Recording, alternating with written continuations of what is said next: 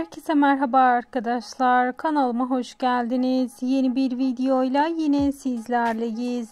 Sizler için sevilen dizi Uzak Şehir'in heyecanla beklenen yeni bölümünden yepyeni kareler getirdim. İşte arkadaşlar, akşamki bölümden yeni fotoğraflar yayınlandı. Tabii ben de hemen bu görüntüleri sizlere iletmek istedim. Uzak Şehir dizisi yeni bölümleriyle ekranlara gelmeye devam ediyor. Herkes heyecanla bekliyor. Uzak Şehir'den ve oyunculardan gün içerisinde gelen tüm yenilikleri sizlere iletmeye devam edeceğiz. Bunun için kanalımı takipte kalmayı, bildirim zilini açık tutmayı unutmayın. Bir sonraki videolarımızda görüşmek üzere. Hoşça kalın.